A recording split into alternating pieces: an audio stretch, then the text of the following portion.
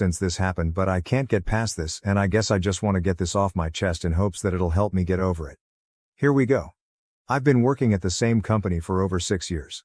The company is medium-sized, I would say, and at the time I was hired we didn't have a marketing department. With time the company grew, and after 1 year of working there, they offered to kickstart the marketing department. I accepted. For 2 years, I was the only person in the marketing department. I did everything all by myself.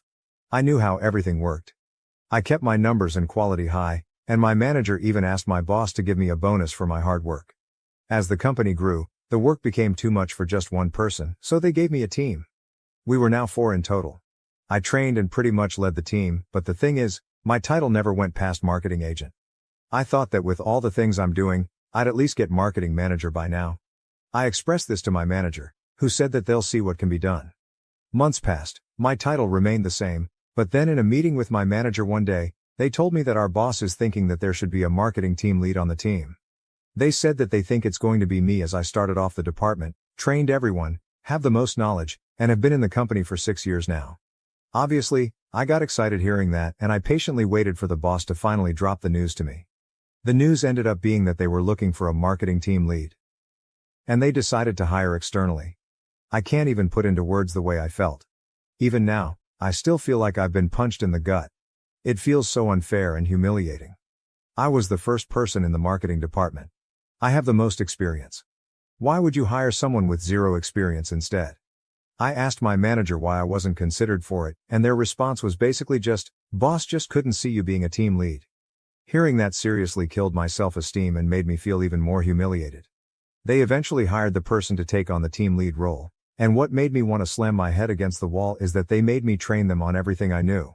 Listen, the new team lead is a nice person and I really don't want to hate them because it's not their fault, but my bitterness is so strong, I just don't even want to interact with them unless I need help.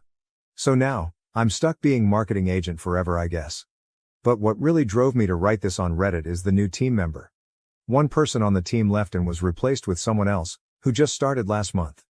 The team lead is on vacation, so I was the one asked to train the new hire.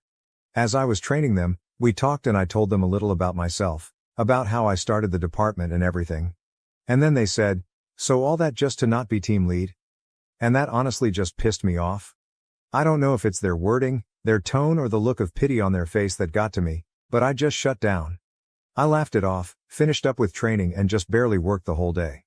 And the day after that. Even now I feel like my numbers are lower than usual, my quality definitely dropped, but I just can't care anymore. I know I could just quit, but this company's benefits are amazing. And I've made so many friends here that would make leaving so hard. Traveling for work every few months allowed me to see different cities and take in new experiences, but I just can't get past this, and I don't know if I ever will. I might just go through the days until I really just can't do it anymore. If you've read up until this point, thank you for your time. I really appreciate it and I really hope this situation never happens to you. Edit. Hi again, everyone. I just want to thank you all for your advice. You've all been very helpful and you've all given me the confidence to send my resume to other companies for a team lead or manager position. I'll be sending my resume to more as they pop up. The market is terrible right now, but I am pretty confident. Now I just have to act like normal in this current position until I hear from one of them. Wish me luck. For those wondering how I trained the new team lead, I did not teach them everything I knew. Hell no. I taught them enough to do their job, but when it comes to deeper knowledge, I held back.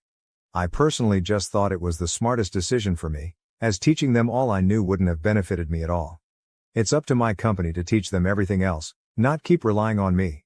When I was asked to train the new hire, I did mention that I shouldn't train them if we have a team lead. But boss hit back saying that I would be responsible if the team fell behind if we waited until the team lead got back from vacation. I didn't want to cause stress for the rest of the team and myself, so I, stupidly, complied. I did consider threatening to leave if I didn't get the team lead role, but I held back because I was afraid of the response, lol. I was afraid they would have just let me go and I'd be left unemployed without a backup job, especially considering the job market right now. But I guess my pride also played a part in it. I really wanted to be given the team lead role because they believed in me, wanted to give it to me, not because I threatened them. I also do quite like my job, so I thought I could suck it up, but it's really not worth the mental suffering. Huge thanks again for reading my ramblings. Have a great one, guys. Update, so, I got a job as marketing team lead. Just finished week 3. The market is rough right now, but I'm glad I didn't give up and just kept applying. My new job's a little challenging, but my mental health is in a better place now knowing I could finally, fully let go of that grudge. If you're in a similar situation, don't lose hope. When I gave in my notice, I would pay just to see the look on my boss's face again when I told them I was leaving for a marketing team lead job. They tried to match the salary match, but I declined. They asked what they could do to keep me, but I kept it polite and just said that it was time for me to experience more in a different role now. I could tell they were really pissed, but I couldn't care less lol. And then apparently they talked smack about me to the manager, that I was betraying them and all that BS. It's so embarrassing LMAO. Of course, before I left, I asked my manager what I needed to improve on to be a better team lead so I can do even better in my new role. I was told things like, be a little more strict, have more confidence, and other things I made sure to write down to work on. And I know it's been months, but I still wanted to ask again why I was passed up the promotion at this company. So apparently it's because they made it so that the team lead did more admin work. More team reports, team evaluations, team decisions and coming up with new procedures, and less marketing. Apparently, since I'm the most senior with consistent results, they didn't want to lose that by making me team lead. So they figured keeping me as a marketing agent was the smartest move for the company. I fully understand their decision, but screw that LMAO. I feel like I'm actually doing what a team lead should be doing in my new company and that's all I really wanted. It just feels like they're still trying to figure out what a team lead should do and I'm not willing to stick around for that again. Thank you again everyone for encouraging me to look for another job. I got way too comfortable in my last job that I allowed them to walk all over me. You aren't handcuffed to a certain company forever, it's okay to leave when you feel there's no more growth for you. Have a great one everyone. Would I be the asshole for telling my boyfriend that him being a Trump supporter gives me the ICK? Hi y'all. New account because I don't really want anybody connecting this with me. I, 20F, started dating my boyfriend, 21M, about 2-ish months ago. We've known each other for approximately 3 years. We weren't initially interested in dating, but it kinda just happened, and things have been really well except for one thing. I found out he's a Trump supporter. Now before you lecture me in the comments about how I shouldn't let politics get in the way of my relationship, please hear me out. It's just been a couple of things that have really rubbed me the wrong way about him for some reason.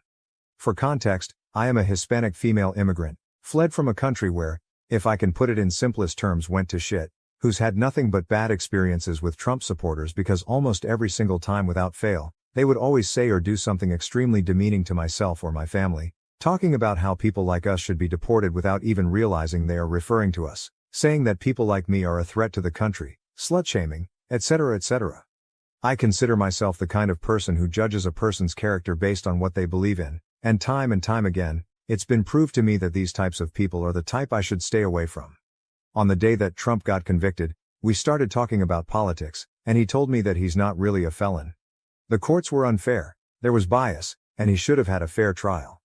Not exactly verbatim, but that's pretty much the point he made when I told him that Trump was a felon now. When we were watching The Boys, S4, and that one part where an old man was explaining to Newman that women can reject pregnancies, he agreed with that old man. When I explained to him that that's not how women work, he apologized to me, but I was still absolutely surprised that he didn't even understand such a basic thing about women. He has a sister, so it's not like he grew up without women in his life. We had a conversation about immigration, and he told me that all immigrants should be immediately deported. I told him that myself and my family are immigrants, and if that meant he wanted US to be deported, to which he said, but you guys are legal. I'm talking about the illegal ones. I told him that this type of rhetoric makes me feel unsafe, and the conversation kinda just ended there. When we were having a conversation about the Trump-Epstein relationship, he told me that it was all a conspiracy and that Trump isn't the type of person to do that. I brought up a bunch of examples of Trump being a predator, the pussy grabber stuff, heckling a 10-year-old, the creepy comments about his daughter, the flight logs, making the point that while being guilty by association isn't a thing, the other instances of him being a predator make this seem a lot more plausible. He told me that Trump never did any of that.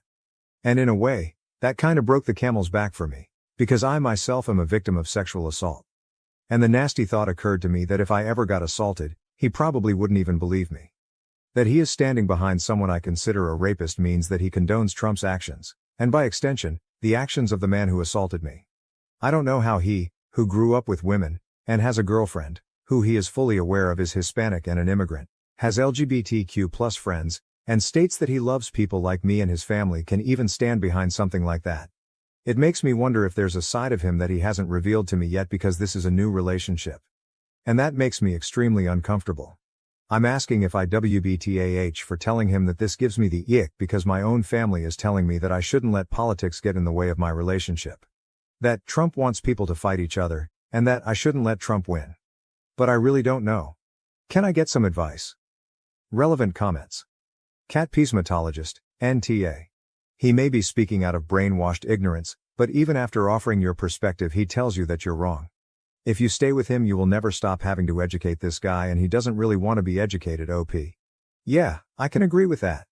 Every time I invite him to do his own research he'll always pull up a pro-Trump article and use it as evidence that I'm wrong, or ask me multiple times where I'm getting my resources until I doubt myself.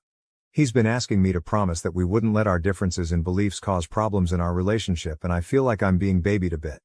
It's been really stressing me out. Because aside from that, he's really nice to me.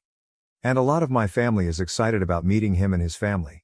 Breaking up with him after I just announced I was dating him would cause even more problems for me, but the more I think about it, the more I realize that it will probably be for the better. I think I'm okay with carrying through with it. I'll talk to him when I see him later. I'm not really excited about it because we go to the same school. Update. Hey y'all, update here. I didn't really expect my last post to blow up or for people to tell me that this is a justifiable reason for ending a relationship, so thank you for not being judgmental. A lot of people were asking me what country my family came from, so I'll just say it since I don't think that's identifiable information. It's Venezuela. If you don't know what's happening there, then I envy you. Also shout out to those PPL who thought this was AI generated. I find it kinda sad that this has pretty much become the state of Reddit now. Like if you think something's AI, just don't engage with it. That's what people who post AI want from you. Don't let them win. Now on to the update. I spent the last couple of days with my dad who was visiting me, and deleting social media and muting a bunch of politics-related stuff because I've come to realize that regularly listening to people talk about how people like me ruin the country and how we don't belong here isn't really good for my mental health. And neither is dating someone who openly admits to supporting that group. So I talked to, now ex-BF. I went to his room instead of inviting him to mine because I knew that if I let him in my room he would just refuse to leave until he convinced me, and I wanted to keep the power of removing myself from the situation at any time. We live in a college dorm. Firstly, I should say that I admitted to him on the day that I made my first post that him supporting a known rapist is hurtful to me because him tolerating that behavior makes me question if he's tolerant of the POS who assaulted me, and thus, I see him in a different light. And he sent a very long text message just telling me that it hurt his feelings and that he does care about me being SA'd. I didn't really understand though, because he votes for a P*say grabber. It boiled down to, I feel terrible that you see me as the type of person who'd be okay with rape, because I'm not okay with it. I acknowledge that I might have been an to say that, so I started that conversation by apologizing to him and then following with me just telling him that I want to end the relationship and going back to being friends. I don't think I meant the friends part though. You can't have your cake and eat it. I can't be your friend if you affiliate yourself with a group of people who regularly shit on me. He tried to convince me to stay by saying that he really loved me and cared about me and respected my opinions. That we shouldn't let politics get in the way of our relationship. I responded that I can't change what he believes and that I value a person's beliefs and the group of people they associate with as a method of how I judge their character. I've already judged him. I don't like what I see, and therefore, I've lost my feelings for him. He told me I was making a generalization. I told him that while it is true that I might be making a generalization, we can't change the fact that in this landscape of politics, many of my rights are in the chopping block, and that I'm already starting to resent him for not really feeling listened to when I try to talk about how anxious it's making me. He told me that none of that stuff is going to happen, and that our different opinions shouldn't get in the way of our relationship. That he's voting for T*ump because he thinks he can fight inflation and cares about military members. I told him that while I can list a million reasons why that isn't true, that isn't relevant to the conversation. He then said that all his other relationships never consisted of talking about politics and that this was ridiculous. I pretty much told him that he can't have his cake and eat it. I can't date someone who associates with people who give me trouble, and that this won't be sustainable. Ending is better for the both of us.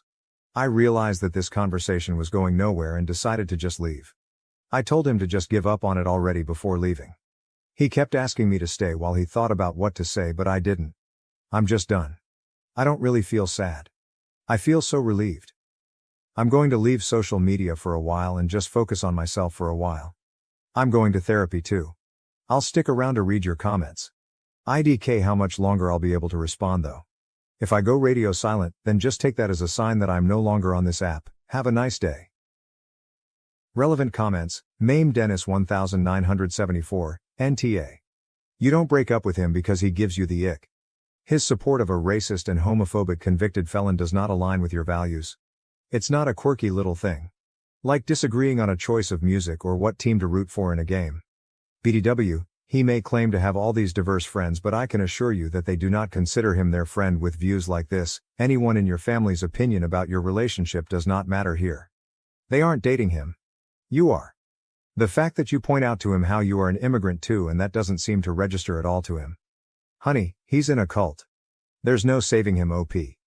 You pretty much summed up my exact thoughts on why his gay friend doesn't want to hang out with him anymore. I found out recently that there's a bit of a rift in their relationship, and I didn't even start thinking about why until I learned more about him. Gosh, everyone's burning bridges.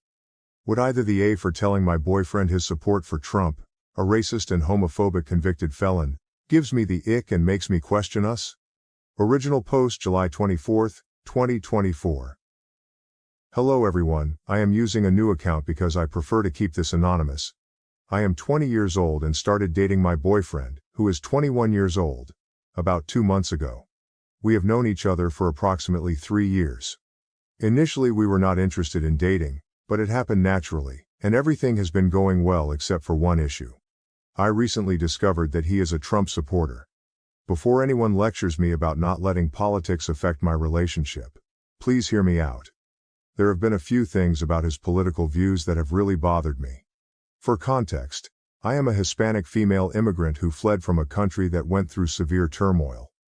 I have had nothing but negative experiences with Trump supporters.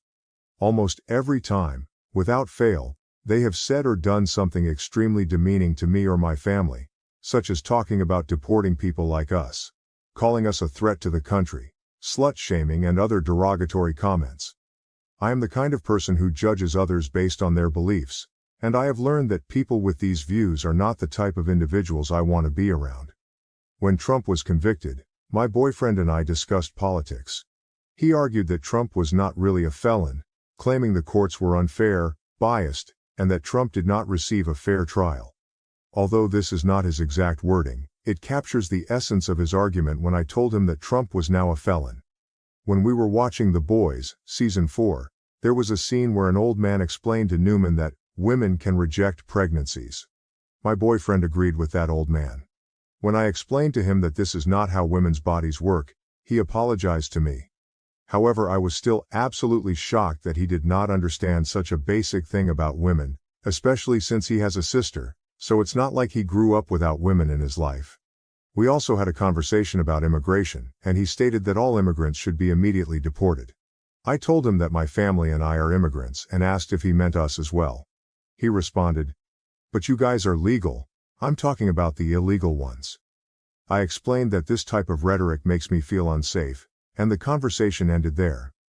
During another discussion about the Trump-Epstein relationship, he claimed it was all a conspiracy, and that Trump is not the type of person to be involved in such things. I brought up multiple examples of Trump's predatory behavior, such as the pussy grabber incident, his heckling of a 10-year-old, his creepy comments about his daughter, and the flight logs. I argued that, while guilt by association is not a valid judgment, Trump's history of predatory actions makes the allegations seem more plausible. He insisted that Trump never did any of that. This conversation was particularly distressing for me because I am a victim of sexual assault.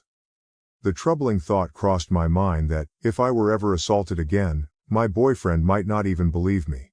His support for someone I consider a rapist implies that he condones Trump's actions and, by extension, the actions of the man who assaulted me. I struggle to understand how someone who grew up with women, has a girlfriend who is Hispanic and an immigrant, and has LGBTQ+ friends can stand by such views. It makes me wonder if there is a side of him that he has not revealed to me yet, which makes me extremely uncomfortable given that this is a new relationship. I am asking if I would be the A for telling him that his views give me the ick, because my own family advises against letting politics interfere with my relationship. They say, Trump wants people to fight each other, and I shouldn't let Trump win. But I really don't know. Can I get some advice? Relevant comments. Comment. Not the A. He may be speaking out of brainwashed ignorance, but even after offering your perspective, he tells you that you're wrong. If you stay with him, you will never stop having to educate this guy, and he doesn't really want to be educated. OP. Yeah, I can agree with that. Every time I invite him to do his own research, he'll always pull up a pro-Trump article and use it as evidence that I'm wrong, or ask me multiple times where I'm getting my resources until I doubt myself. He's been asking me to promise that we wouldn't let our differences in beliefs cause problems in our relationship. And I feel like I'm being babied a bit. It's been really stressing me out.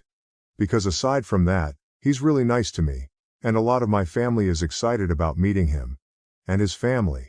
Breaking up with him after I just announced I was dating him would cause even more problems for me. But the more I think about it, the more I realize that it will probably be for the better. I think I'm okay with carrying through with it. I'll talk to him when I see him later. I'm not really excited about it because we go to the same school. Update July 29, 2024. Hello everyone. Here is an update. I did not expect my last post to get so much attention, or for people to tell me that this is a justifiable reason for ending a relationship. So thank you for not being judgmental. Many people were asking about the country my family came from. So I will share it since I do not think it is identifiable information. It is Venezuela. If you are not aware of what is happening there, then I envy you. Also, a shout out to those people who thought this was AI generated. I find it kind of sad that this has become the state of Reddit now. If you think something is AI, just do not engage with it.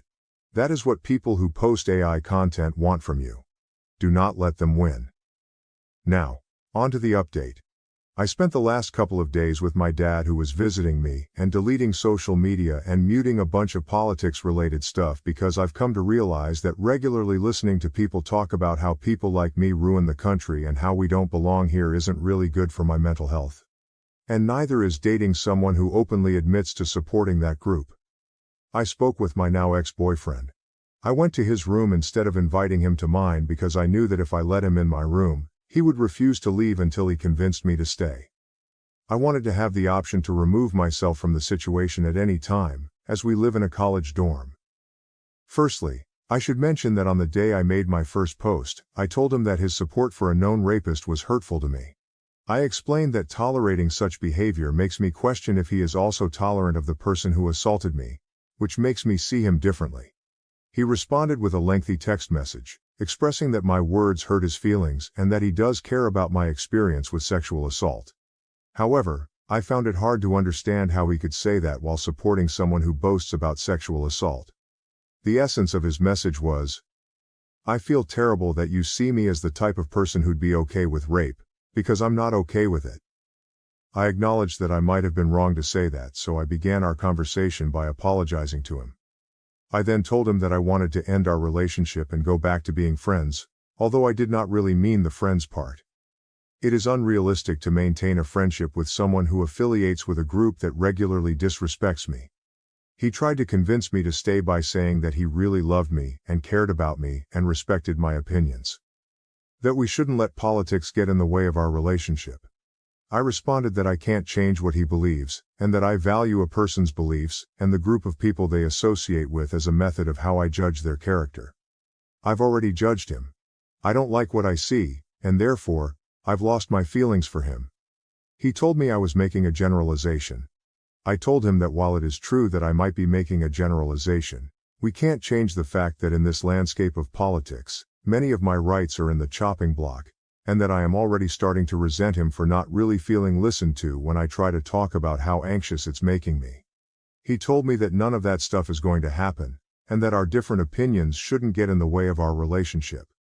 That he's voting for Trump because he thinks he can fight inflation and cares about military members. I told him that while I can list a million reasons why that isn't true, that isn't relevant to the conversation.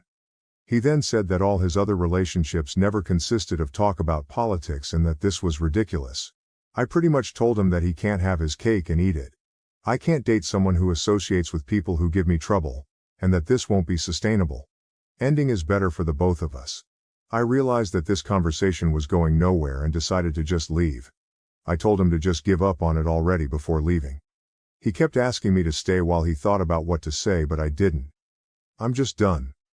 I don't really feel sad. I feel so relieved. I'm going to leave social media for a while and just focus on myself for a while. I'm going to therapy too. I'll stick around to read your comments. IDK how much longer I'll be able to respond though. If I go radio silent, then just take that as a sign that I am no longer on this app. Have a nice day. Relevant comments. Commenter. You are not the A. You are not breaking up with him because he gives you the ick. His support of a racist and homophobic convicted felon does not align with your values. This is not a quirky little disagreement, like differing on a choice of music or which team to root for in a game. By the way, he may claim to have all these diverse friends, but I can assure you that they do not consider him their friend with views like this. Anyone in your family's opinion about your relationship does not matter here. They are not the ones dating him. You are. The fact that you pointed out to him how you are an immigrant too, and that does not seem to register with him at all, is telling. Honey, he is in a cult. There is no saving him. Original poster. You pretty much summed up my exact thoughts on why his gay friend does not want to hang out with him anymore. I recently found out that there is a bit of a rift in their relationship, and I did not even start thinking about why until I learned more about him. Gosh, everyone is burning bridges. Here's the thing. It is not about politics. It is about values. Although I dislike the term values, because religious people often use it to justify many negative things, it really does come down to what you value. Do you value kindness, respect, empathy, caring and thoughtfulness, or is your idea of values just rules to hate, be disrespectful, be judgmental, fulfill your ego, and feel self-righteous? We are all aware that the Republicans intentionally positioned themselves as the religious party in the 1980s to garner votes. Since then, some people cannot differentiate between politics, religion, and personal values. Your boyfriend may not be religious, but he is clearly influenced by whatever ideology he is drawn into. As a human being, you have values that do not align with his.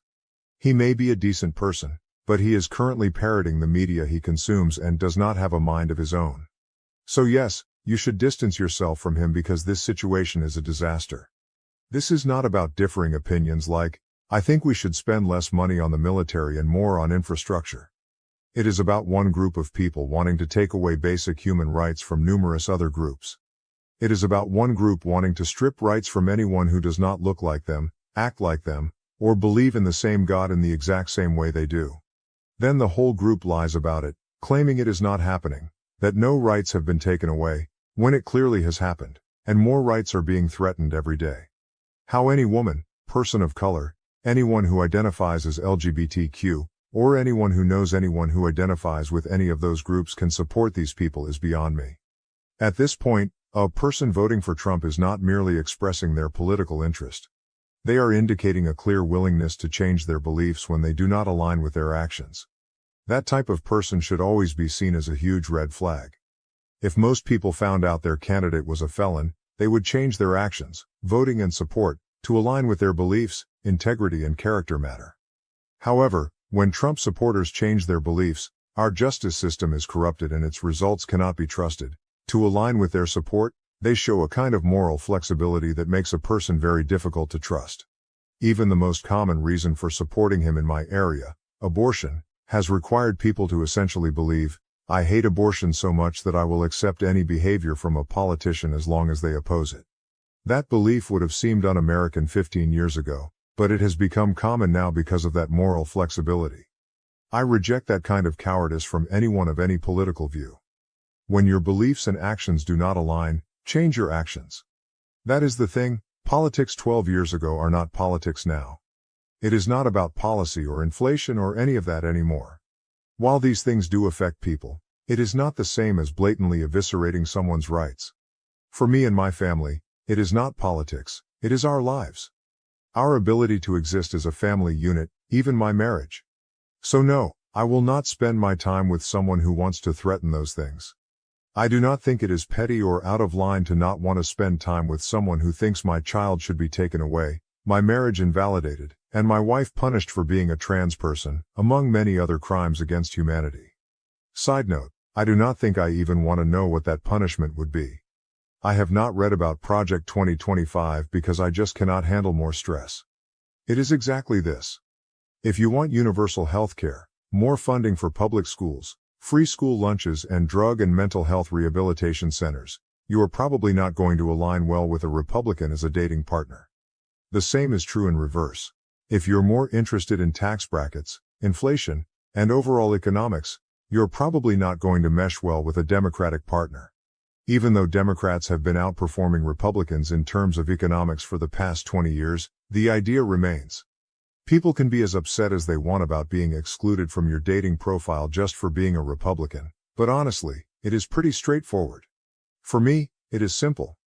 If you consider any woman, person of color, any non-Anglo, gay man, lesbian woman, someone who chooses not to identify or pick, immigrant, liberal, educator, educated person, or student as lesser, then you need to leave.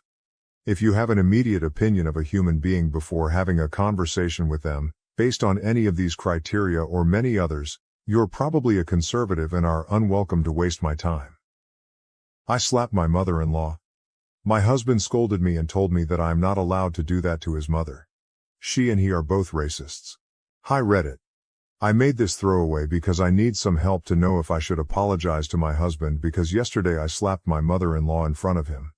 For context, my husband is white and I am mixed. My mom is Puerto Rican and my dad is white. My mom has very dark skin and my dad is pretty fair. I'm pretty white passing, which for those who don't know, means you can't really tell that I'm Latina unless I tell you. A running mother-in-law joke is that melanin skips a generation because my maternal grandpa is also very fair but my maternal great-grandma is very brown. With that out of the way, I'll get into my situation.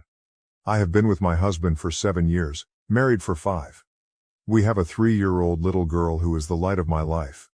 When she was born, she had a head full of dark brown curls, dark brown eyes and a fairly olive complexion. She looks like me when I get tan. You can definitely tell she's part Latino. Despite knowing all this, my mother-in-law has gotten it into her head that my daughter isn't my husband. She's been telling anyone who will listen that I must have had an affair because there's no way her son's child could be that color. Yeah, how nice. My mother-in-law has always been standoffish with me. She never made a big effort to get to know me and was always more polite than anything else.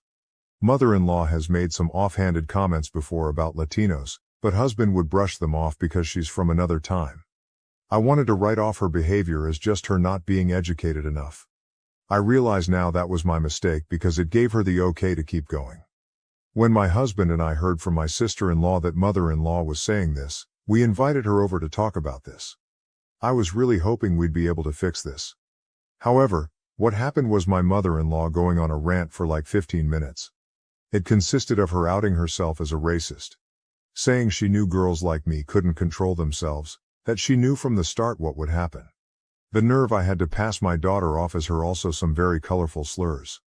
Husband and I were frozen in shock because she hadn't even stepped into the house and was just screeching on our doorstep. What snapped me out of it was when she started to insult my mom, saying she probably did the same to my dad. I don't know what came over me next. I've never hit someone before. But I ended up smacking her so hard her glasses fell off. That's what got my husband to start talking. Or rather yelling at his mother and me for acting this way while mother-in-law started to wail.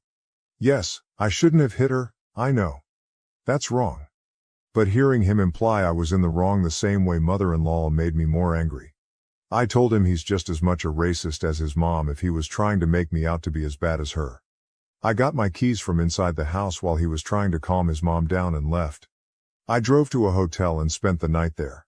Now it's the afternoon and I haven't left the hotel room since checking in.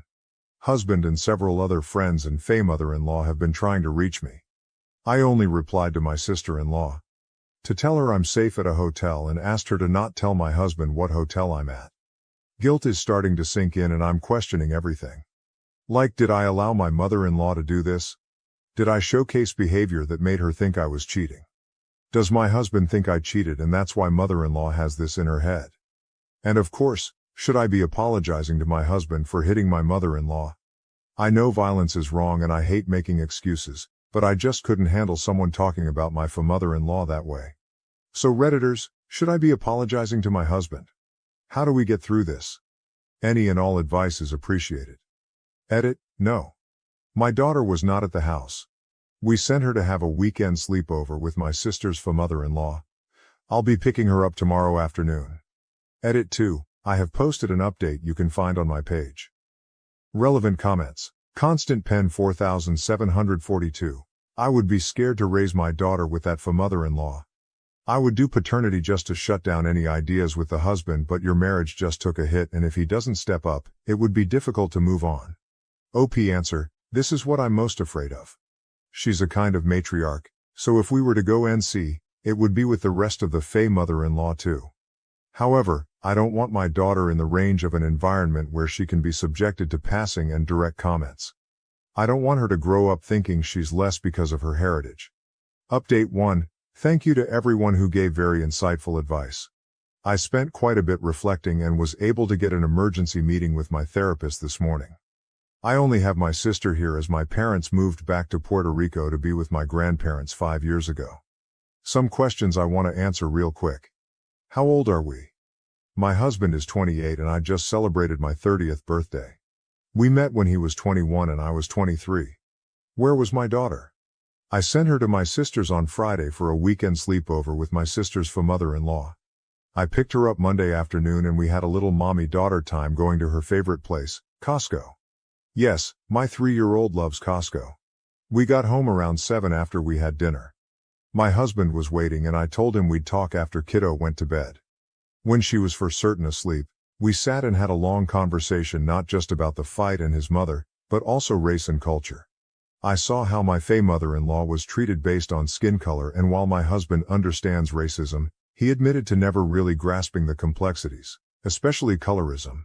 A lot of you jumped to me taking my daughter and leaving or telling me he'd leave me. Sorry to disappoint, but no, we're not getting a divorce or anything of the sort. He apologized to me for not standing up for me before and then, acknowledging he didn't want to think of his mother in a racist light. I also apologized for hitting her because in the end, no, it doesn't help us. He did forgive me and said if it wasn't his mom saying it, he'd probably slap them too.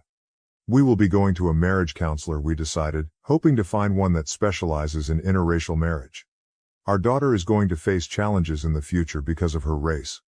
It's sad to say, but unfortunately racism is still alive and we want to know how to protect her and uplift her so she does not feel ashamed of her heritage. We've made the decision to go no contact with her and any people who try to bridge communication between us and her. She will have no contact with my daughter unless it's years down the road and she shows significant changes in her behavior. My husband will be driving to her house tomorrow to inform her of our decision. I'd consider a paternity test and DNA test, but only if mother-in-law pays. I don't want to entertain this on my own dime. We've also decided to not make any public posts regarding this. If people want to believe her story, that is on them, not us. My husband knows our baby is his. The irony is she looks more like him than me. Her curls are even from him. I do hope this is my last update. If anything else happens, I might come back. Thank you again to everyone who gave valuable advice. I am sad my daughter won't have a grandmother in the States, but it's more reason for us to plan trips to PR. Relevant comments. Icy_spinach_48. You dealt with this very well.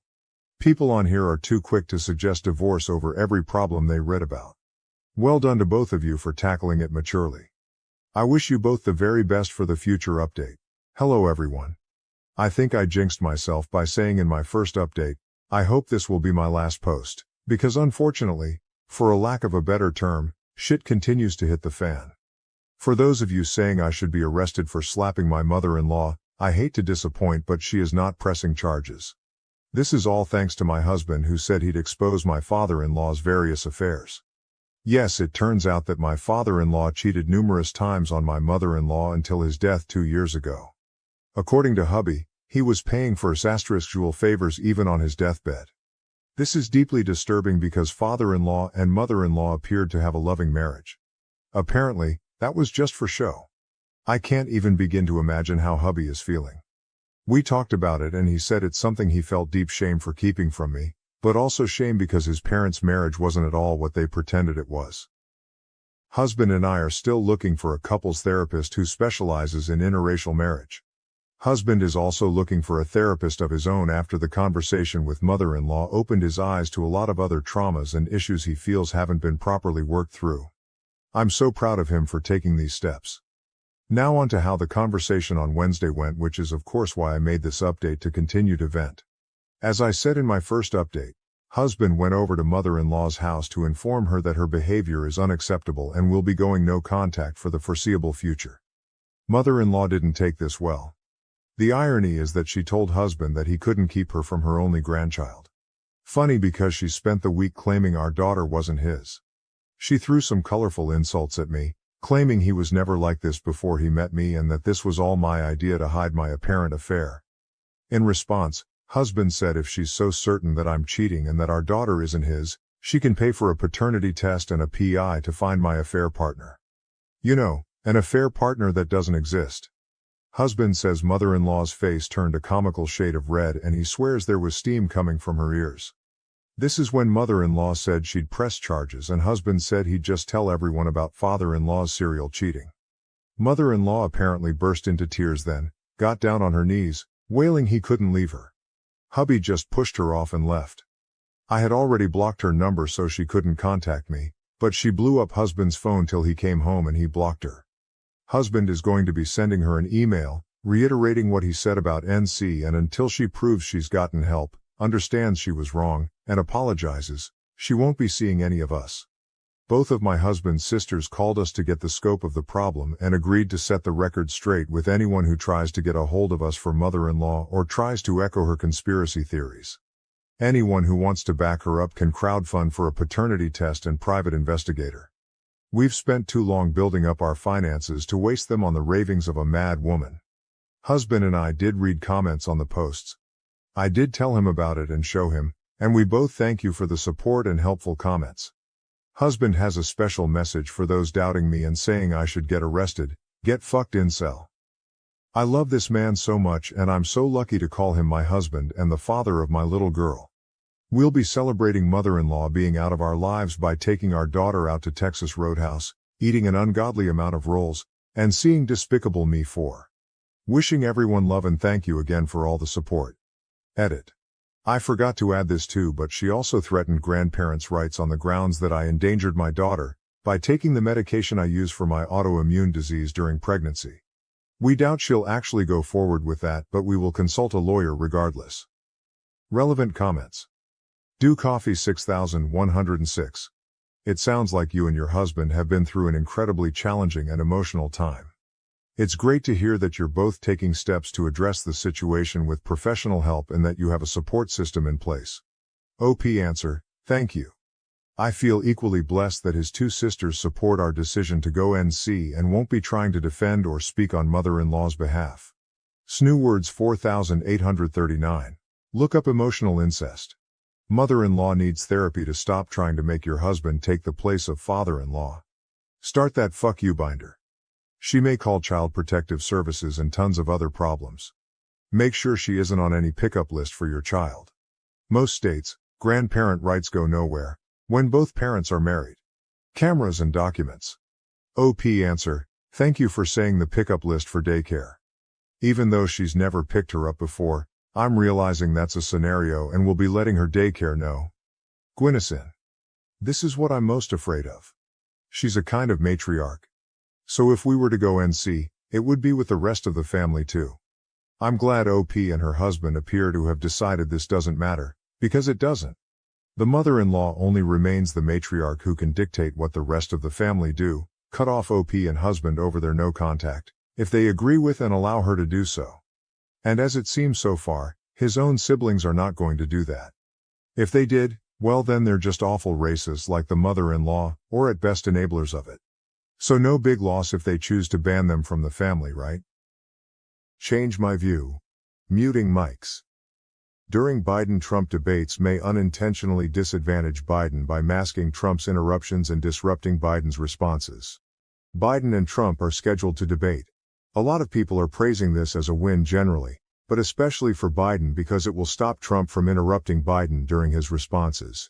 I do not think that is right. In fact, I believe muting the microphones will benefit Trump much more than Biden. Muting someone's microphone when it is not their turn to respond does not stop interruptions. It only stops the audience from hearing it. Consider this. Biden is answering a question posed to him. Meanwhile, Trump is talking and rambling over Biden. If Biden gets distracted by this, as any reasonable person would, then this could very easily throw off Biden's response. However, to the wider audience who cannot hear Trump's interruptions, it will simply look like Biden is stammering, stuttering, or otherwise, too old. Especially in an era where sound bites and TikToks drive political perceptions, this could end up looking really bad for Biden. I realize Biden could also employ this kind of tactic, but it is simply not his debate style.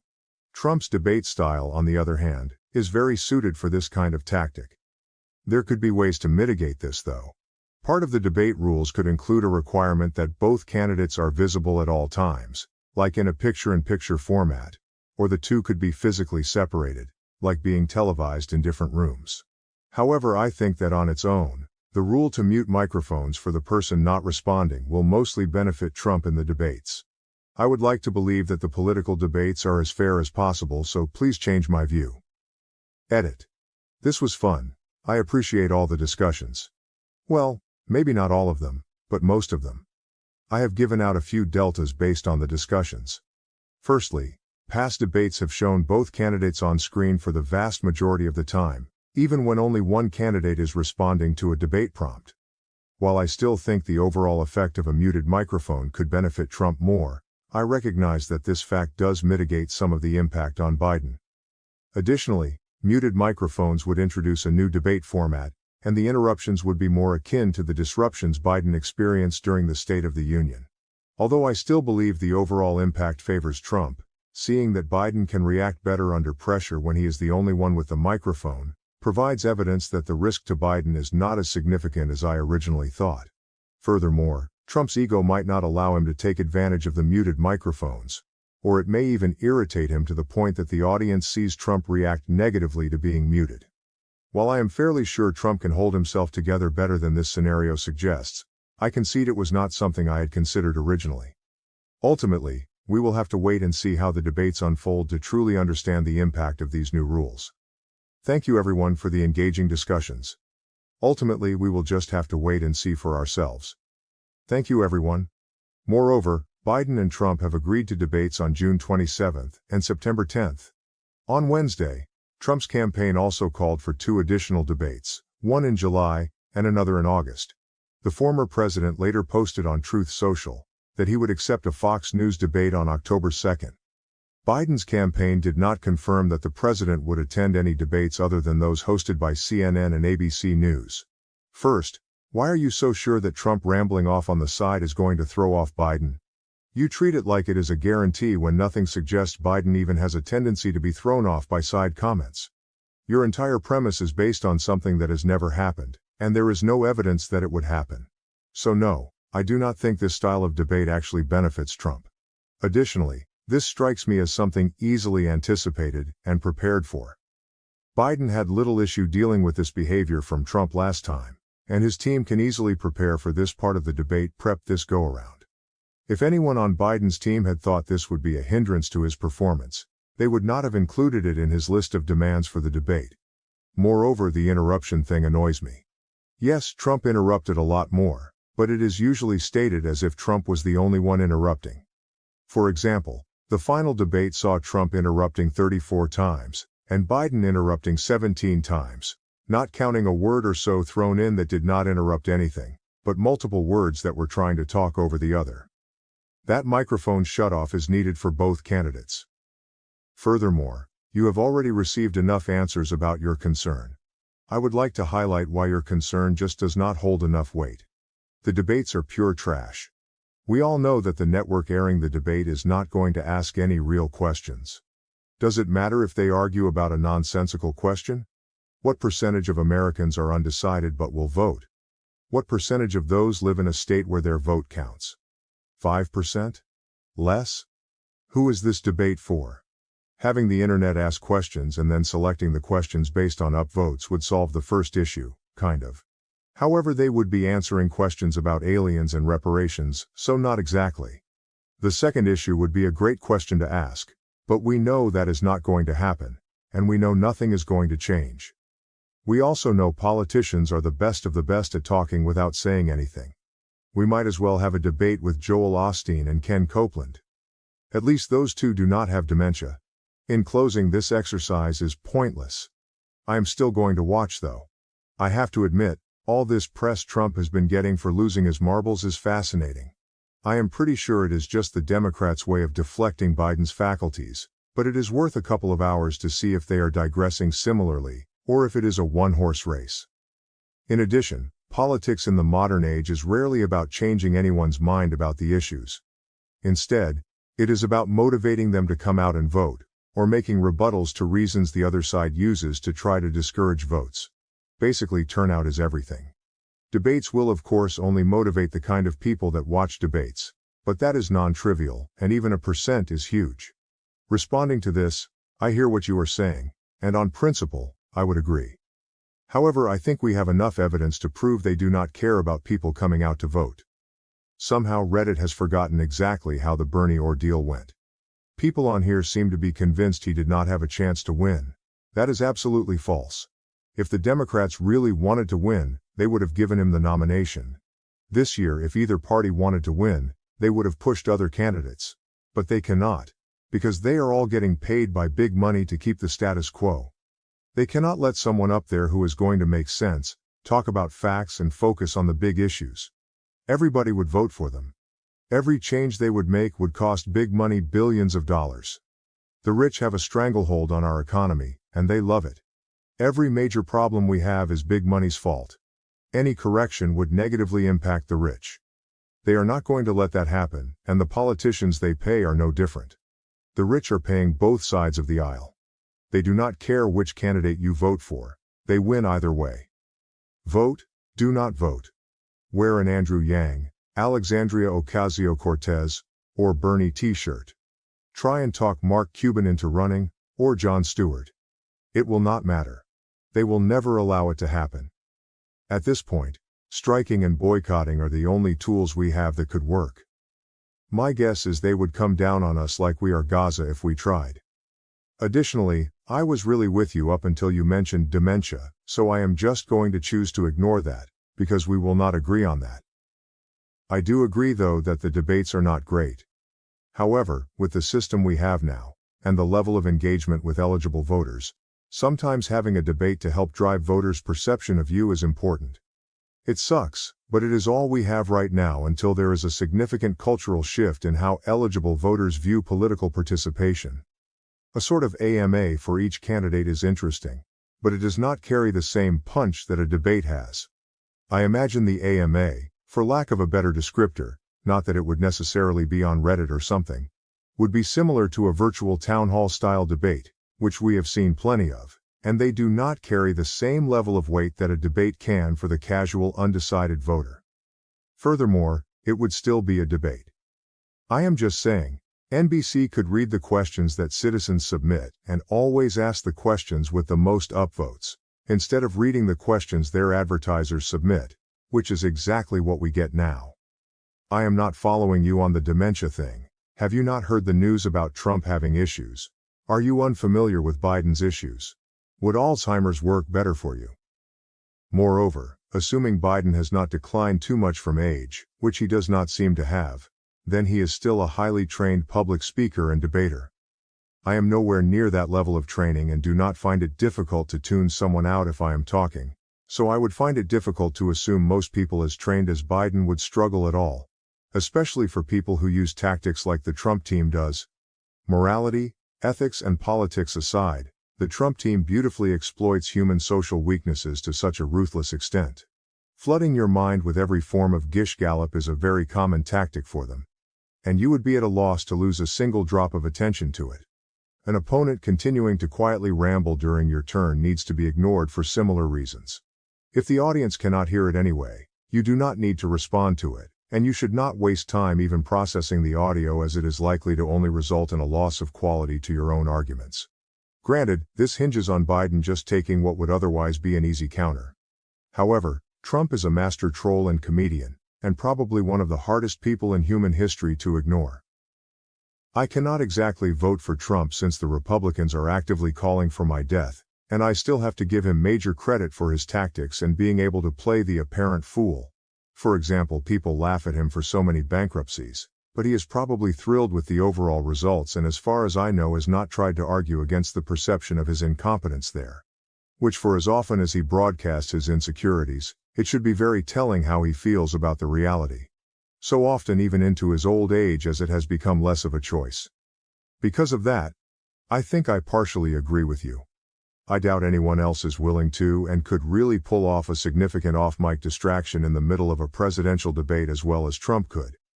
Now I am much more interested in the debate just to watch Trump's tactics when he is muted and how Biden handles it. Lastly, nothing will stop interruptions. Biden already needs to prepare for that, so there is no change in that regard. Whether the microphone is off or on, Trump will try to interrupt and affect Biden. However, if the microphone is off, Trump cannot interrupt the audience from hearing Biden. Whether he stays calm or not, the audience will only hear him responding and will only see Trump trying to interrupt him. That is a benefit for Biden as it makes it easier to ignore Trump, knowing that nothing he says is actually reaching the audience. What is more, the fact that Trump cannot be heard by the audience may bring another benefit.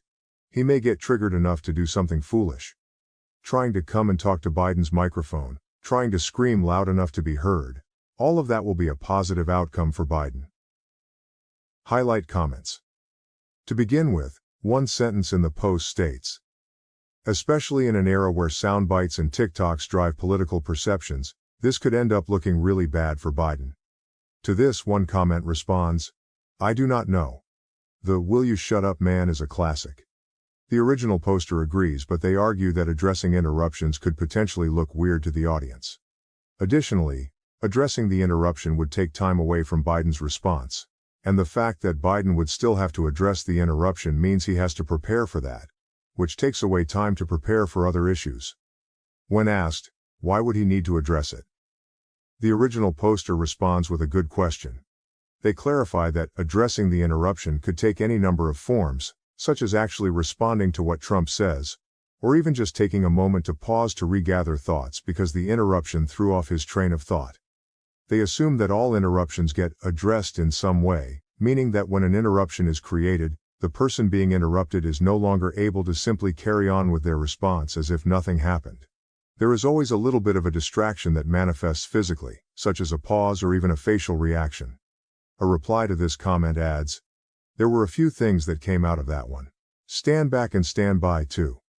Another reply states, no one who was not already completely pro-Biden was impressed by that. Moreover, part of Trump's way of debating includes getting a gotcha moment in those types of debates, and it will be harder for him to get those moments. A reply to this comment suggests, he is going to complain his free speech is being violated once they turn his microphone back on. Another reply adds, if he wants to spend his microphone time complaining, that is less time for him to actually address the questions asked.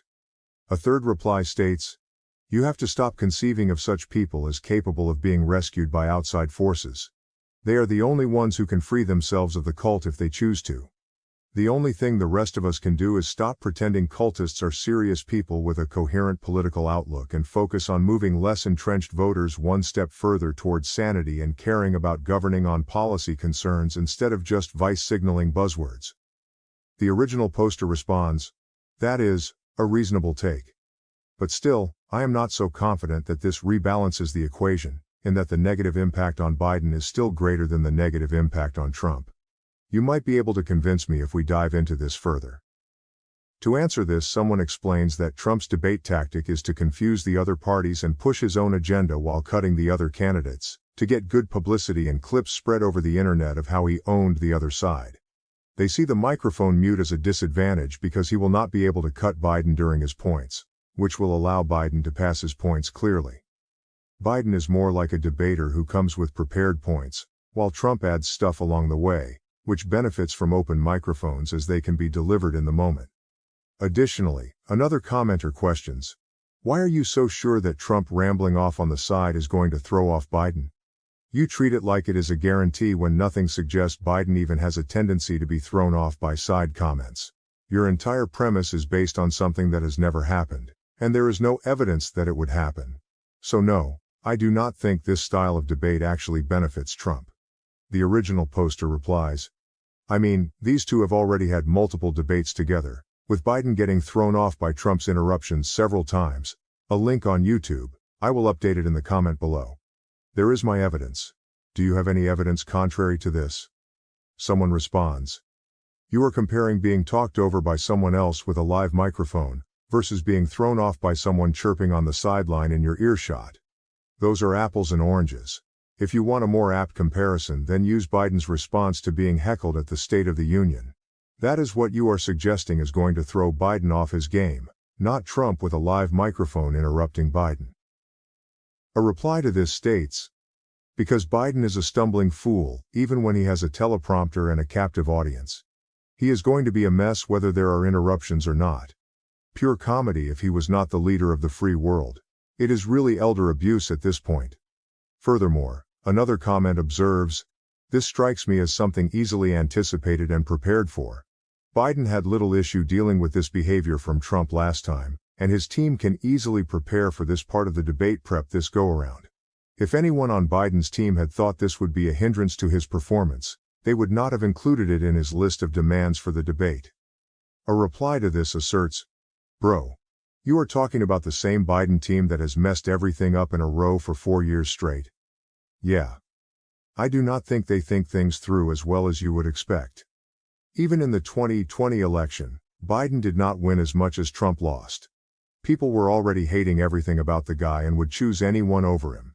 That someone became Biden because his slowness and lack of awareness was a strength when put with Trump. He did not get pissed and react as much as Trump wished he did, because he did not understand what was going on to begin with.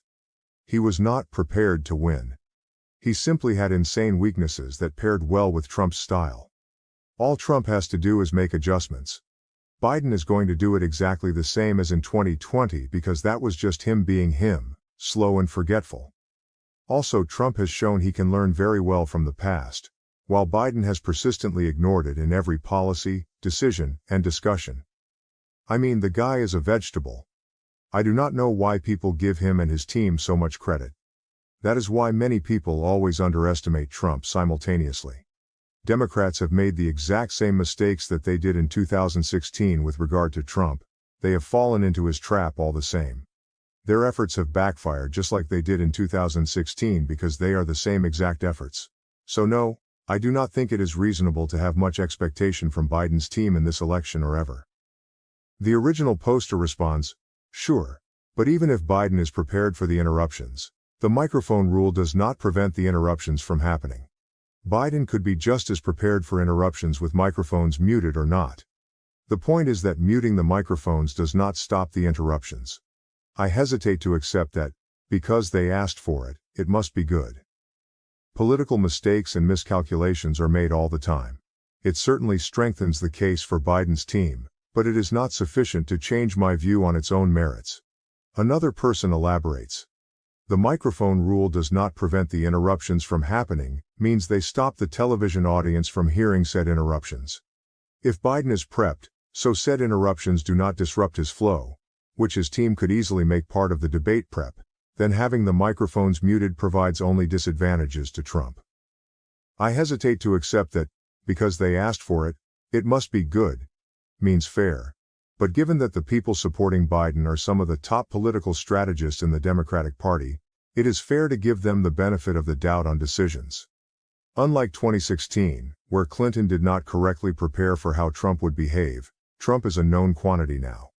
The Biden camp knows how he will try to debate, and that is going to be part of any debate strategy they develop. We saw it in 2020. The most iconic moment was Biden's, "Will you shut up, man?" The Biden camp knows what to expect, and will undoubtedly have that be a major part of their planning.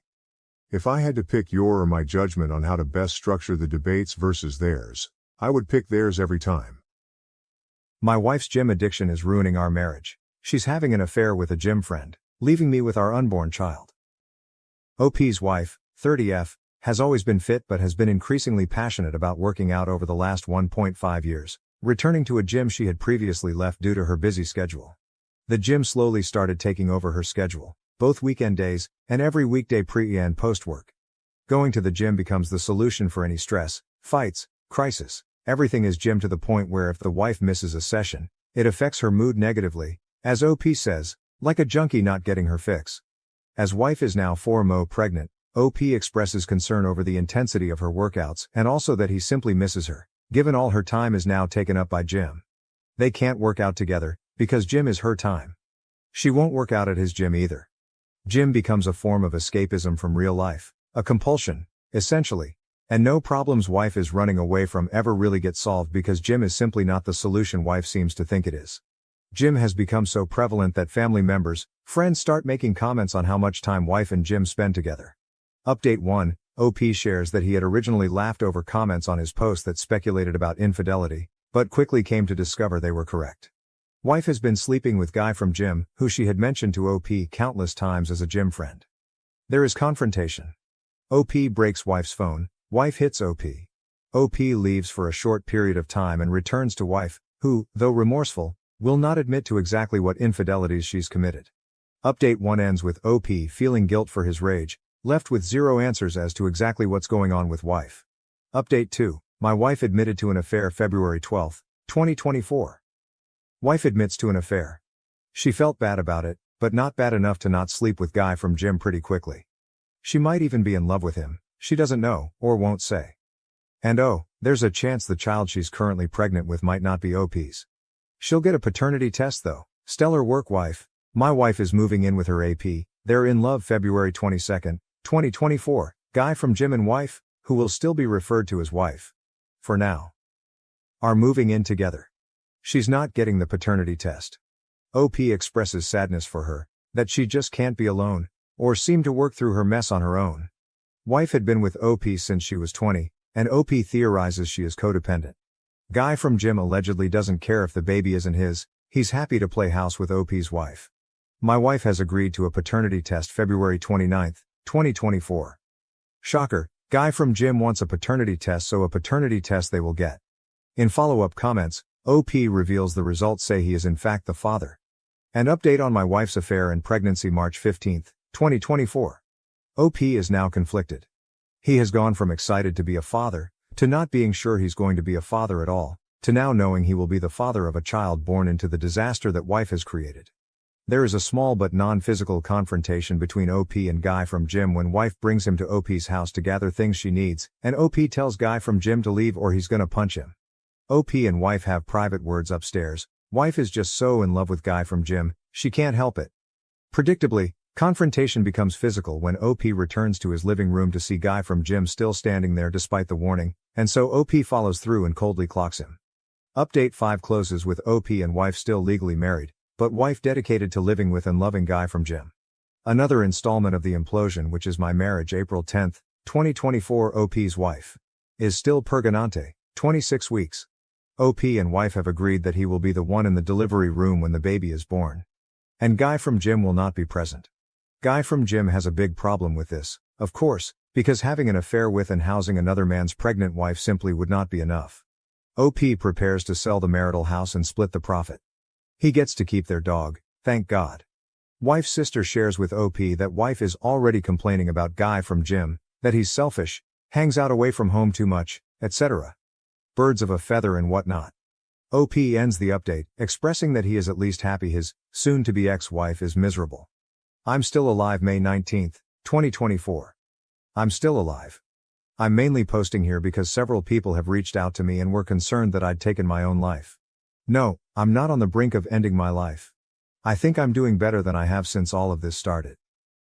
Around the time of my last post, my story blew up and I was getting messages from people who saw it on TikTok and YouTube. I had to take a step back because it was a little overwhelming. I have over 100 unread messages here. I appreciate it, but it was a little uncomfortable at the time, and I got to the point where I didn't really want to talk about the situation with my wife and her AP anymore. So as of today, our baby is due in less than 10 weeks. We're in the home stretch now. I don't feel prepared at all. All of this other stuff has just been so distracting. I started working in a nursery. It's not done yet, but I have the floor finished and the walls painted. My ex-wife was impressed with the color scheme and furniture I chose. She's not legally my ex-wife yet, but I've started calling her that. It sort of makes it easier. I also packed up a bunch of her stuff. Originally I refused to spend my time packing up her things, but eventually just said screw it and started packing it. I'm at the point where it'll just be easier to not see all of her stuff around here. Why did I leave it for so long? She came over to get some of the boxes I packed up. She came alone. Things were fine between us. I loaded the stuff into her car. We didn't argue. At one point she started to tear up and said she fucked up. I said yeah she did, but there's no point talking about it now. She shit all over our marriage. She has her muscle-bound asshole to go home to now anyway, so who cares? She said I know, but it's not the same. I told her nothing has been the same since she decided to fuck him the first time. Supposedly he's going to let me be in the delivery room when my baby is born. I didn't even argue it when she said it like that, but inside I was boiling at the idea of him letting me be there for the birth of my child. She says she talked to him and he agreed it wouldn't really be right to not allow me to be there. I'm going to take what I can get if it means being there for the birth of my child. I'm going to try to just ignore him for the time being. She was acting all sweet and laying on all of the I really want you there, I really need you there stuff, and I know mentally I'm not in a place to be that cold to her when she starts acting that way. I'm trying to be indifferent more than anything else, but it's so hard when she's actually around and starts looking at me a certain way and making me feel bad. She invited me over to see the nursery they have set up at his house. I'm not sure I can bring myself to go into another man's house and look at the nursery set up for my kid. I did ask her if she was truly safe there though. I don't know why, it's just been bothering me. As pissed as I still am, I don't want to find out he's mistreating her, and I definitely don't want my kid to be going into an unsafe household. I haven't told her about anything her sister has told me. They probably won't last, but as of right now there's a very good chance my newborn baby will be going home to his house. It kills me to think about. It's almost soul-destroying to think about if I dwell on it too long. She says she's fine. He genuinely loves her. He's great with kids. He accepts that she's having a baby and that this is part of the package. She insists it's not weird because she wasn't pregnant when anything started between them. I asked her why she did it. Why did she ever let anything start between them in the first place? She said I don't know. Then went into I don't want to talk about this mode and left pretty soon after. Typical behavior from her. Just run away. Overall I'm doing okay. I'm not sitting here depressed and drinking a bottle of scotch every night anymore. I mean on occasion, but for the most part no. I feel more used to my new normal now, and that'll all change yet again pretty soon. Additional info: there is a draft of a custody plan now, but the court won't approve anything until after the baby is born. Right now she's in agreement, but there's plenty of time for her to change her mind, or for him to convince her to change her mind. She plans to breastfeed, but with agreement that she'll pump and the baby can drink from a bottle when not with mom. Everything I've read says a baby ideally needs to spend time with each parent frequently, without gaps that are too long in between, and it's best if each parent is feeding, changing, bathing, etc., during their time. At this time she's in agreement with all of this. I can say that she's not said or done anything to indicate she wants to restrict my time with the baby, other than the whole delivery room thing. She seems to want me to be involved in that respect. I hope she sticks to her word. If not, I will be fighting it through legal means. I'm a dad. July 2nd, 2024. I have a baby. A little girl. I'm a dad. She was born yesterday at 11:57 p.m., 2 weeks early. As he's done before, she was having some pains off and on and he left for work yesterday morning. She works from home on Mondays. She told me around 8:30 a.m. she was having contractions 17 minutes apart. The same thing happened not long ago, but then by evening all the pains stopped. I was at work, so I told her to keep me posted. A little later she said they were 15 minutes apart and she had some other signs it might be actual labor starting. I asked her if she needed somebody there with her. She said wanted me to come be with her. I didn't even mean to volunteer myself. She was scared. I didn't even ask why she didn't call him. I left work and went over to his house. Uncomfortable doesn't begin to describe it, but there were obviously more important things going on. He wasn't there. She didn't even contact him. She said she just wanted it to be me and her there. In her words, he hadn't seen her pee or shit herself yet, but I've witnessed all of that stuff already, so she was more comfortable with me there. I really tried to be as nice and supportive as possible. Set the whole thing about her affair, our marriage, everything to the side for a brief time. I don't really know what my purpose was being there, but I think she just needed somebody there so she didn't feel alone. She spent most of the time stretching and doing some sort of yoga labor routine and bouncing on this huge exercise ball. I twiddled my thumbs for the most part and looked through a bunch of his belongings. I was timing the contractions and they were consistent and slowly did get closer together, so I thought it was probably actually going to happen. It wasn't nearly far enough along to go to the hospital yet, and it was getting close to when he'd get home. I was planning how I'd handle that when she called me into the bathroom to ask her if I thought her water broke. It wasn't like in the movies with this huge gush of water. So he got home and I was there. He came into the house and the first thing he asked is, "What are you doing here?" I think he thought something else was going on. "No, you just left and went to work and left her alone when she was scared." He said he was home and he'd be with her until it was time to go to the hospital. He put his hand on my shoulder and said something like, "Thanks, bud, I got it from here and we'll call you when we're on the way to the hospital." He called me bud. I told him I wasn't his fucking buddy and to fuck off. I could tell she wanted me to leave. I'm not sure she really wanted me to leave so much as she was in labor and the tension between the two of us wasn't what she needed, and I knew that. It was his house, so what was I supposed to do? I left and prayed they'd actually call me instead of letting me know the next day that my kid had been born. She texted me a few hours later to say the doctor told her to go to the hospital. At that point I still didn't know if I was going to be waiting outside or what he'd decide was best for his apparent wife and child. I was allowed to be in the room. I didn't force my way in there. She said she wanted me to be there. He was there too. By far the single most awkward experience of my life, and the only reason I was able to excuse it was because she told me she wanted me there and I didn't want to miss the chance to be there when my kid was born and to hold my kid before he did. I can't imagine what the doctors and nurses were thinking. Fucking humiliating. Then the guy tried to police what I could see. I put the baby in there. He's fucking watching and it's like, this is still my wife and that's my baby. I chose to stay dignified and I ignored him the entire time. I was there to do whatever she told me to do and my focus wasn't on him, but in any other setting I don't think I would have been able to hold back. The baby came flying out. I mean, as far as labor goes. These are the nurses' words and I trust labor and delivery nurses to know what they're talking about. She tore very bad because the baby came out so fast. The baby is so tiny, barely 6 pounds and only 18 inches, but perfectly healthy. I went home for a short rest, although I really couldn't rest at all.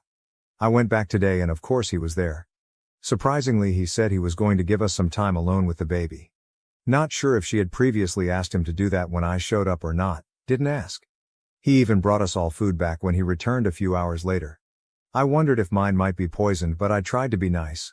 He's still not gone, so I'm wondering how long he'll be around. I just can't let myself do anything that will make her try to keep me away from my daughter now. I don't want them making it difficult for me. I'd prefer not to share her name publicly, but I can confirm it's the name we chose for a daughter years ago. He had no say and he hasn't said anything about the name at all. It kills me to see him holding her though. I eventually left because it was just too much sitting there pretending to be like some bizarre company. I'll know I will get my time with her when he's not around. He's already posting them on his social media. I don't know how I'm going to do this, but I'm going to figure it out. I just have to find a way to be the bigger person because I won't let him or their relationship discourage me from being my daughter's dad. I totally get doing anything for your kids now, and if it means having to pretend to get along with him, I will. Additional comments from OOP.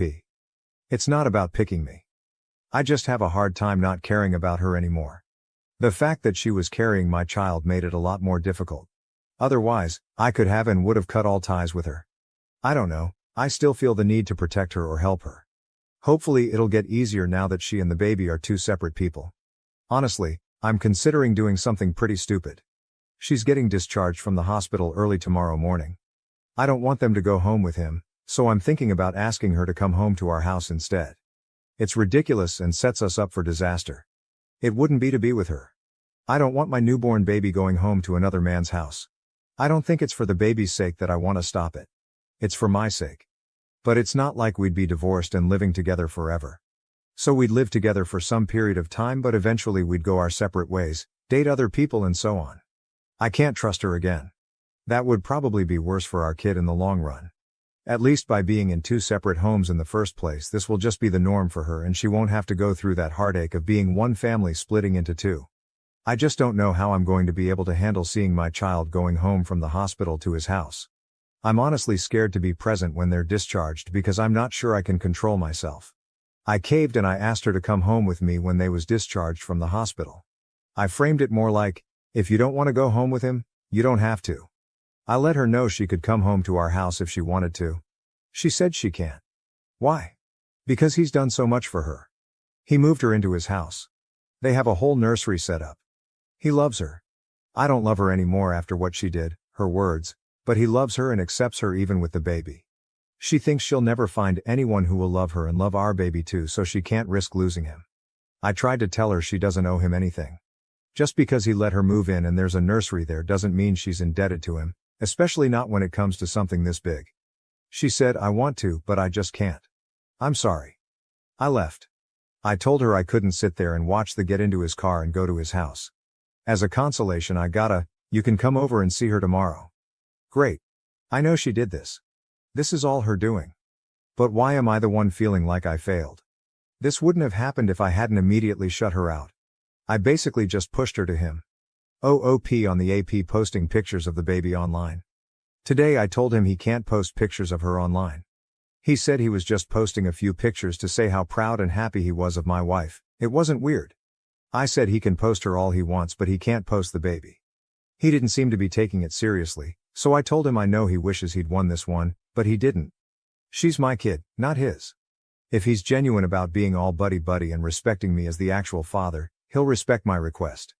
He said okay, he understood. We'll see. New updates. Life update July 24th, 2024. Many people have asked for an update on my situation, but I've been pretty busy. There's the baby, plus a week of completely unrelated but never-ending annoying problems. Remember that book Alexander and the Terrible, Horrible, No Good, Very Bad Day? That's the week I've been having, but I'm not even going to get into it beyond saying I can't even stay at my own house right now due to a giant hole in the wall. I've been dealing with insurance and contractors all day, and they hit a water pipe. I'm still on paternity leave and continue to regularly spend time with my daughter. We have a set schedule for when my daughter comes to stay with me, so I've been spending less time over at his house. Sometimes my wife needs help during the day though, or just to be able to take a shower or a nap, so I will stop over to help her. Really, I just want to take advantage of any opportunity I can to spend time with her and bond with her. Plus, breastfeeding isn't working out very well. She's still not producing enough milk and I know she's upset about it, but it sort of makes things easier for me. At least she has help when the baby is with her, supposedly he helps, gets up at night, etc. I'm on my own, and I won't lie and say it's a walk in the park, but I think I'm getting the hang of it. The other day she called me and asked me to come over. She said she was on the verge of a mental breakdown. I've heard that line from her many times, when she cheated on me without my knowledge, and it was usually mostly related to her job. I got over there and she was saying she can't handle being a mom, she can't handle life, she can't function. She was crying. This time she couldn't run off the gym. She would if she could, but she's not really allowed to exercise yet. She won't talk to anyone, won't seek professional help. Some days she seems much better than others. She's just an easily overwhelmed person. Everything overwhelms her. Sometimes we have, dare I say, a good time together. The most she can really go as far as physical activity right now is walk. We took the baby in her longest walk yet and walked from his house to my house. Everything was fine in the walk. She was in a good mood. We were joking around. Then she turned really sad after being at my house, our former shared house, after a little while. She finally admitted that this isn't how it's supposed to be, raising our daughter between two homes. She said my home is our daughter's real home and she's only supposed to have one home. Then she started sobbing about not having a home anymore. My house isn't her home and her boyfriend Gumbura's house isn't her home and she's essentially homeless and doesn't belong anywhere. She admitted she fucked up really badly and she doesn't want to share custody or to only see her daughter half the time. She just wants to come home. But she loves him and she thinks he loves her and our daughter and she doesn't want to hurt him after he's done all this for her. I said so what? What she wants for her kid should be more important than his feelings. If he can't get over the fact that the married, pregnant woman who he was sleeping with wants her kid to grow up in a single home with her actual father, he can fuck off. He can fuck off anyway. If she can't tell him and wants me to tell him, I will. She doesn't think she can tell him. I told her this is her biggest issue, communication and honesty. Just tell people the truth and stop being a pussy about ever telling anyone the truth about how you really feel. Thing is, I've been tolerating him lately. Don't like him, but tolerate him. I'm not hanging out with him. Ever. I know it sounds crazy coming from me, but I think he's genuinely in this. Still shouldn't have been fucking my wife. Doesn't absolve him of any of his involvement. He's back to being cloying nice to me. Suggesting we hang out, try to be friends. He's so fucking happy all the time. It's a little unsettling, but I think he's just one of those people and maybe that's what she likes about him. I'm not one of those people, never will be. So anyway, she and I sort of got into an argument, started as a discussion, Turned into an argument, then morphed back to a discussion, all about everything we don't like about each other in our relationship. In the end, we were both able to say what we need from the other person. She's just too overwhelmed right now and can't make any changes. She can't handle trying to change right now. It gives her too much anxiety. So I don't know, we're sort of at an impasse right now. Then this stuff with the house, I've just been extra stressed and not really all that pleasant to deal with. My wife has moved home, for now July 28, 2024. This month continues to be the strangest I've ever experienced. The repairs to my house were made and I'm back home thankfully. I can only take a few nights under my parents' roof. I slept with somebody else. We went out on a date. I think we both just wanted to have sex to say we'd finally gotten over our former spouses. She's the ex-wife of a friend of mine. She and I are actually closer/better friends now than her ex-husband and I. Several people have suggested that we start dating each other. We get along great and we are on the surface a really good match, but it was too fucking weird for both of us. She's very attractive, very social and fun to be around, and has been incredibly kind to me during this whole ordeal, but I can't see her as more than a friend. I had been intentionally avoiding sleeping with anyone else. I hadn't been with anyone since the last time I slept with my wife. That feels like an eternity ago. For the longest time I wasn't interested in being with other women. Then it sort of morphed into my way of feeling morally superior to her. I was going to hold out and not pursue anything until after we were divorced. It's pretty pointless and childish. Just a dumb way to make myself feel better and to be able to say I never cheated. I still don't feel like I cheated. There is no marriage anymore. Within hours of this happening, I started getting texts from my wife saying she decided she wants to come home. It's like she had some sort of sense.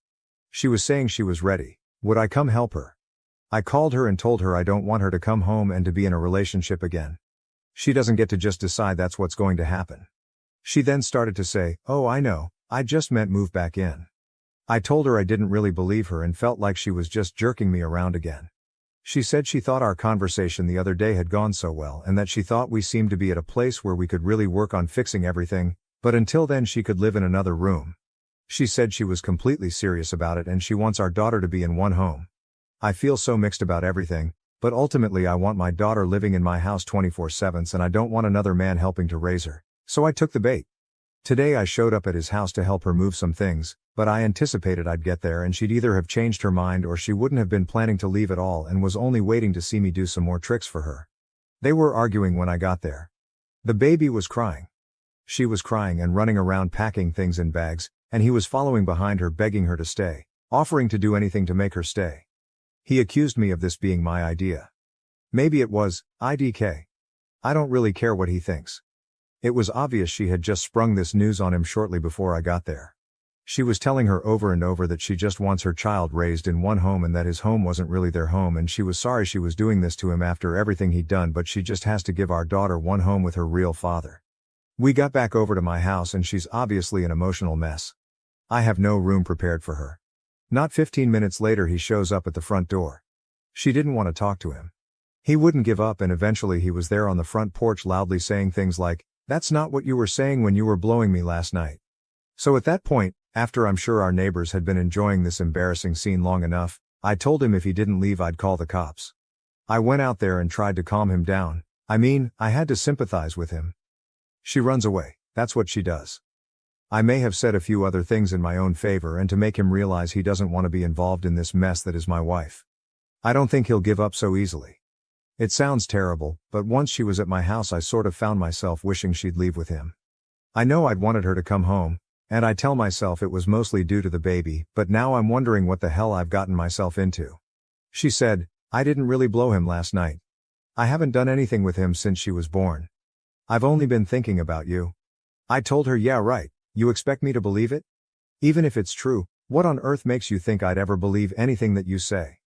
Then out of spite I told her I slept with somebody else. I know I only told her to hurt her, and I feel bad about it now. She immediately demanded to know who. I told her it wasn't her business. She claims it is her business because we're still married. Nope, I'm not sharing. So, now we're awkwardly existing. I don't have much faith that she's going to stay here. I think she'll be back at his place within the week. I've told her that he's not allowed over here.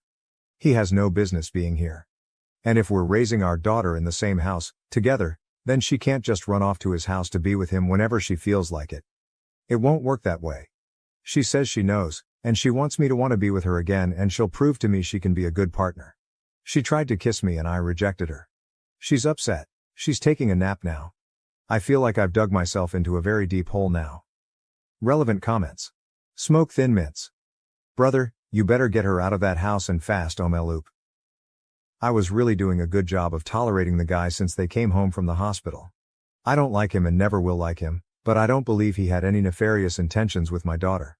However, my heart broke every time I had to leave my little girl over there at another man's house. Or when I'd go over there to pick her up and he would greet me at the door holding my baby, talking to her like he was her dad. No, that's one of the lowest feelings in the world. So for these reasons I'm happy to have them here. I just don't know how this can or will work with her mother living here.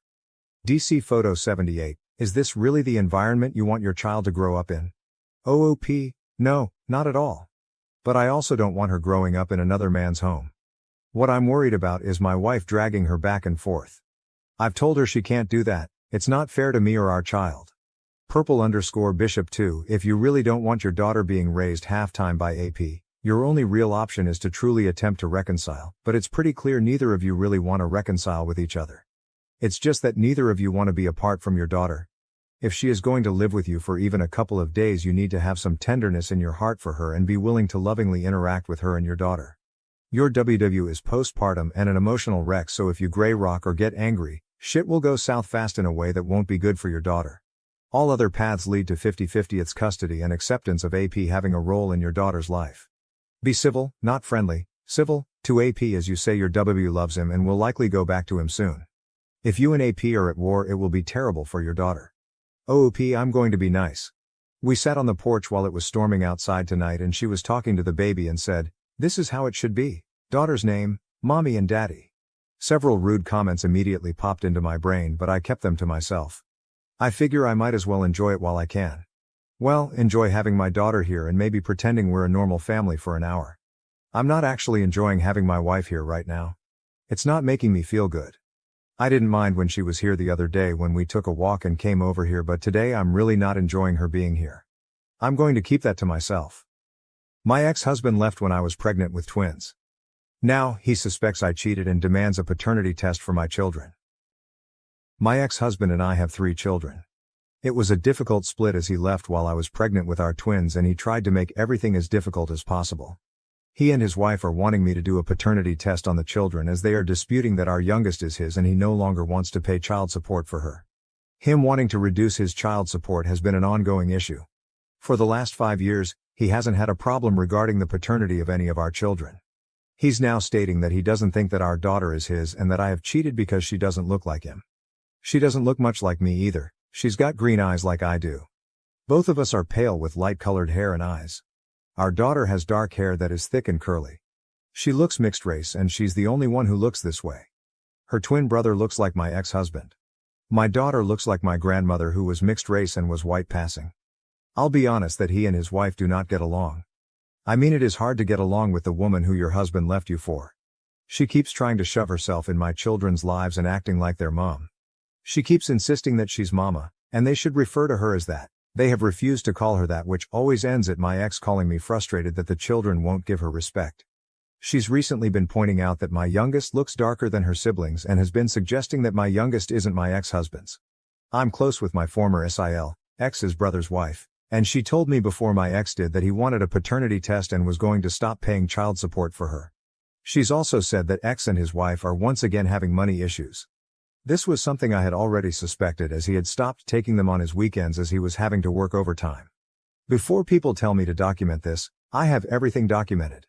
I refuse to answer calls from him, which forces him to either text or email me so that I can keep conversation records as I don't trust him.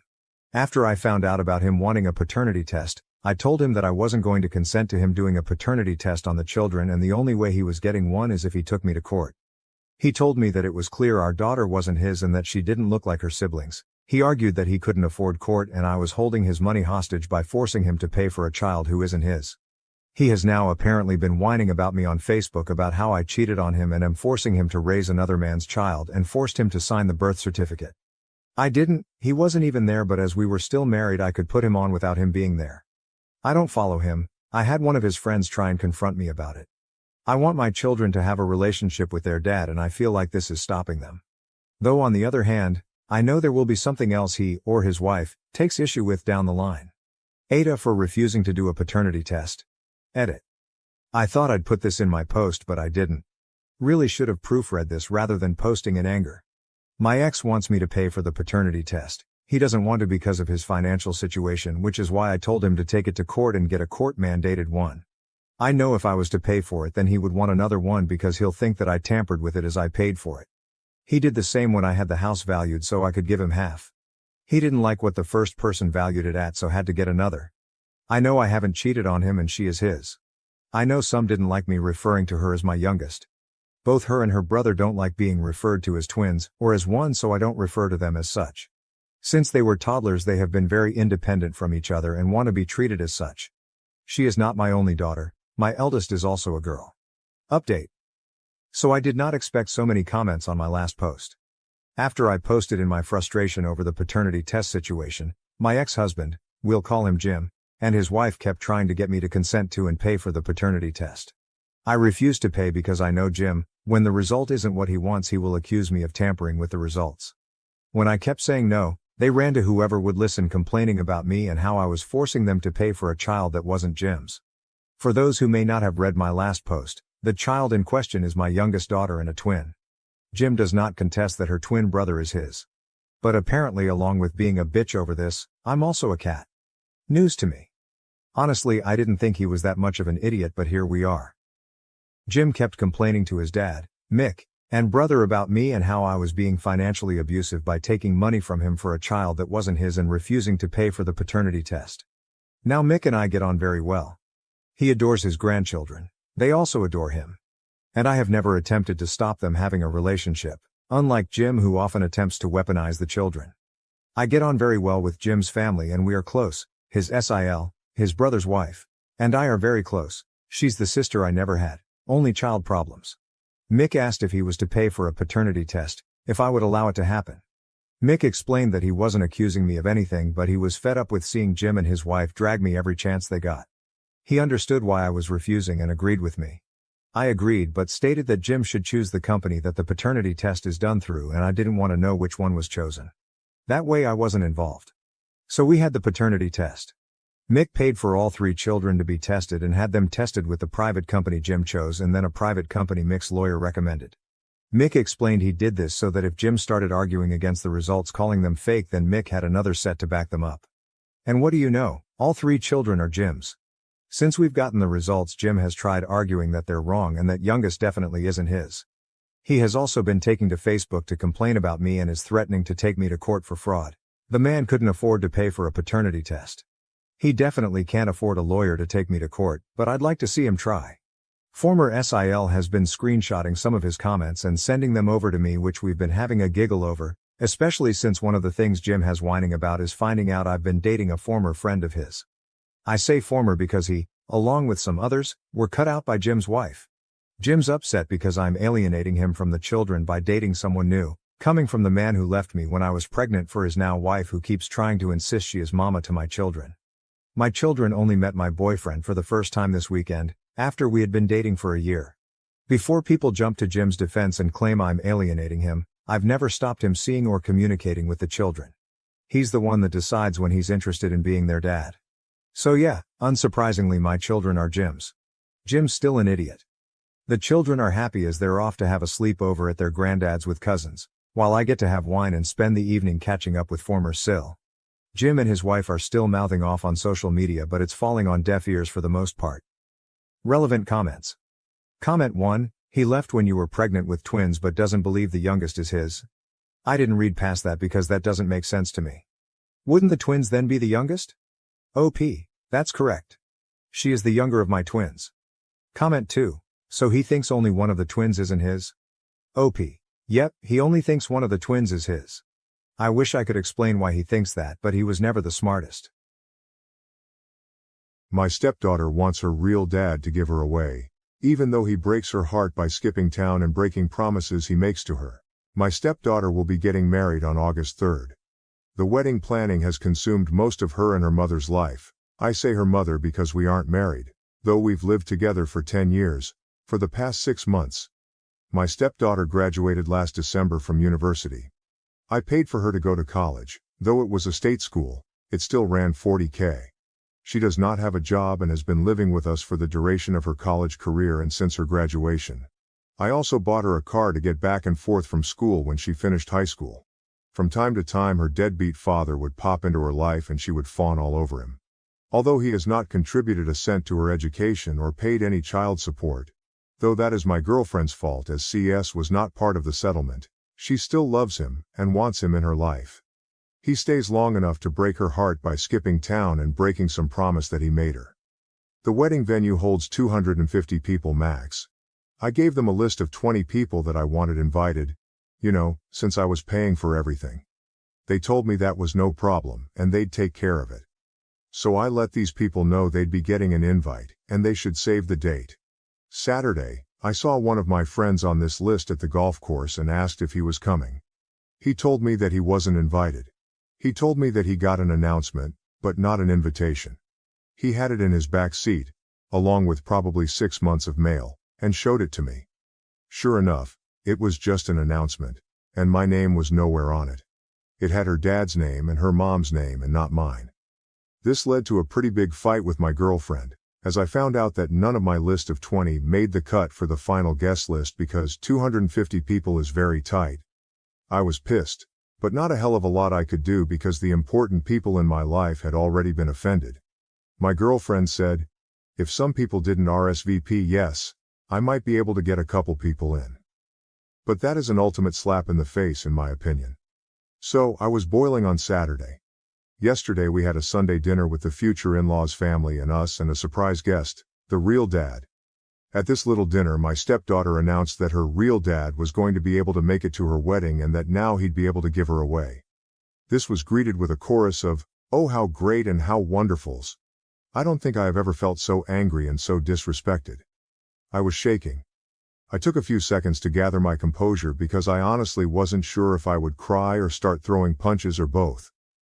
Once I was sure I'd be able to speak, I got up from my chair and said I'd like to make a toast.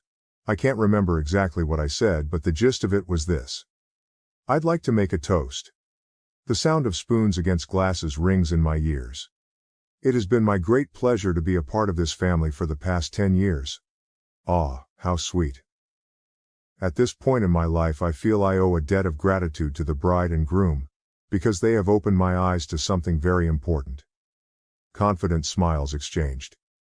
They have shown me that my position in this family is not what I once thought it was. And now a glimmer of confusion and shock begins to spread on the faces in the room. Though I once thought of myself as the patriarch or godfather of the family, commanding great respect and sought out help in times of need, it seems instead that I hold the position of an ATM, good for a stream of money, but not much else.